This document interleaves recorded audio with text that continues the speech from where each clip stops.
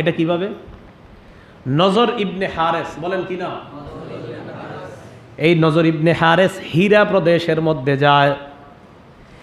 হীরা প্রদেশে যাওয়ার পর পারস্যের রোম সম্রাট তাদের গল্প কাহিনীগুলা শিখার পর আলেকজান্ডারের গল্প কাহিনী শিখার পর মক্কায় আসার পর আমার নবী যেই জায়গায় বসে কোরআন পড়ে, মানুষ নবীর পাশে দাঁড়ায়া বৈশা কোরআন শুনে নজর ইবনে হারেস তাদের কাছে যাওয়ার পর বলে, মুহাম্মদ তোমাদেরকে যেইগুলা শোনায় এইগুলা হলো মিথ্যা কথা। বলেন নাউজুবিল্লাহ। জনগণ কয় তাহলে সত্য কোনগুলা? নজর ইবনে হারেস পারস্য আর রোম সম্রাটের ঘটনা শোনায় আর কয় এগুলা হলো সত্য। এগুলা কি? আমারটি শোনো, মোহাম্মদের গুলা শুনো না, আমারগুলা শোনো। আল্লাহ পাক সূরা নিসার 87 নম্বর আয়াতে আল্লাহ জানায় দেয়, হাবিব আপনি চিন্তা করবেন না, পেরেশানির কিছু নাই। দুনিয়ার মানুষকে জানায় দেন, ওয়ামান আসদাকু মিনাল্লাহি হাদিসা, আল্লাহর চেয়ে অধিক সত্যবাদী দুনিয়ার মধ্যে আর কেউ নাই। ওয়ামান আসদাকু মিনাল্লাহি হাদিসা, আরে আল্লাহর কথার চেয়ে অধিক সত্য কথা আর কার কথা? তো নজর ইবনে হারেস বলল, আমাদের নবীজি নাকি এগুলা মিথ্যা কথা বলে। আল্লাহ বলে দিলেন, না আমার কথা সত্য। কাফেররা বুঝতে পারলো, কারণ কোরআনে আল্লাহ কিছু নাজিল করলে নবীজির আর কোনো পেরেশান থাকে না। তখন কাফেররা চিন্তা করলো, না এ তো কাজ হইতেছে না। এবার নবীজিকে ব্যক্তি জীবনকে আরও ঝামেলা করার জন্য চতুর্থ আরেকটা অভিযোগ করলো। কি দেখেন, সূরা ফুরকান 7 নম্বর আয়াত আল্লাহ বলেন, ওয়াকালু মা লিহাদার রাসূলি ইয়াকুলুত তাআমা ওয়া ইয়ামশি ফিল আসওয়াক। তারা বলল, এটা আবার কেমন রসুল? ইয়াকুলুত তাআমা, যে রসুল খানা খায়। কি খায়? আপনারা বুঝতে পারছেন?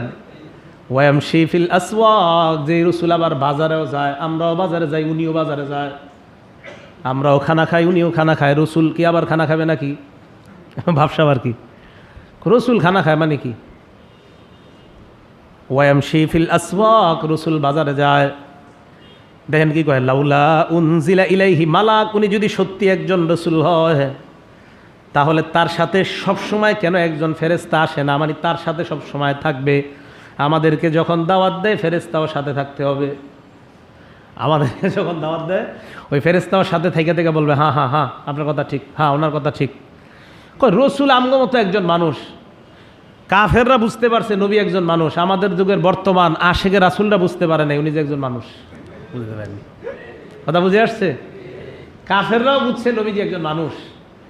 তা আমাদের বর্তমান যুগের কিছু আশিকের রাসূল তারা মানে এত নবীজির মর্যাদা দেয়, দিতে দিতে দিতে দিতে না না না না উনি মানুষ না, উনি কি? উনি নূর, উনি নূরের তৈরি।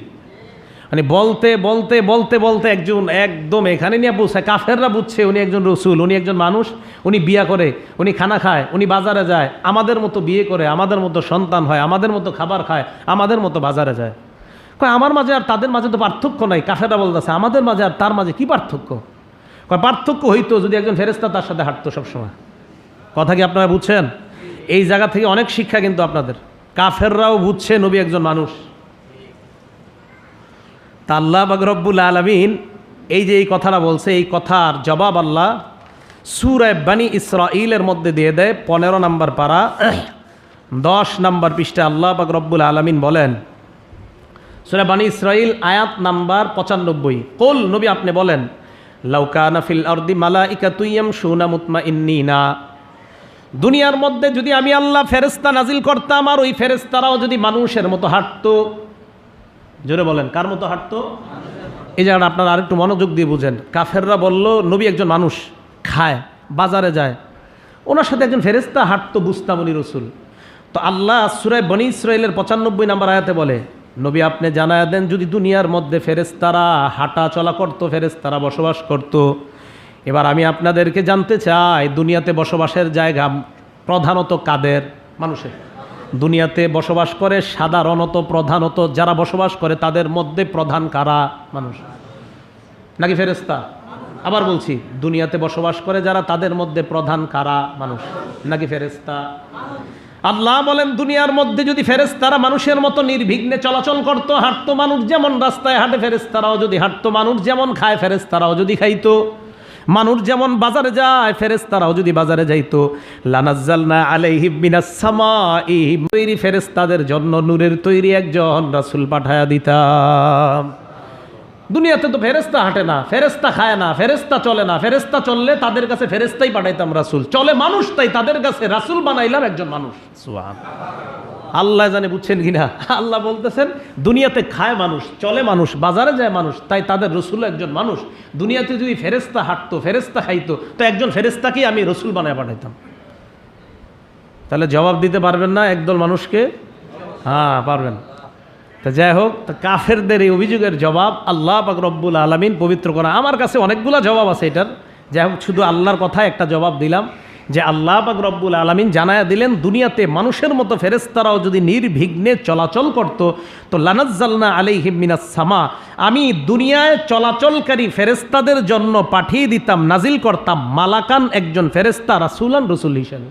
কিন্তু দুনিয়াতে তো মানুষ চলে, মানুষ খায়, মানুষ বসবাস করে, তাই আমি আল্লাহ মানুষের কাছে একজন মানুষ রসুল হিসাবে পাঠায়া দিলাম। এই জন্য আমাদের রসুলকে, আমাদের নবীজিকে মানুষ বললেই কোরআনের শ্রেষ্ঠত্ব প্রমাণ হবে, ইসলামের শ্রেষ্ঠত্ব প্রমাণ হবে। কিন্তু যদি নবীরে মানুষ না বলে অন্য কিছু প্রমাণ করার চেষ্টা করেন, বেঈমানরা কিছুদিন পরে বলবে ও তার মানে উনি সত্য নবী না, এটা বলবে বেঈমানরা। বুঝেনও না কিছু, মানে আবেগ দেখাইতে দেখাইতে এমন কথা বলে কাফেররা প্রশ্ন তোলার সুযোগ করে দেয়। অতি আবেগ দেখায় না।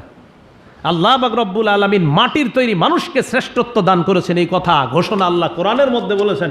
এই 15 নম্বর পারা 8 নম্বর পৃষ্ঠা সূরা বনী ইসরাঈল আয়াত নম্বর 70 আল্লাহ বলেন ওয়ালাকাদ কাররামনা বানি আদম, আমি আদম সন্তানকে কাররামনা সবচাইতে মর্যাদা দিয়েছি।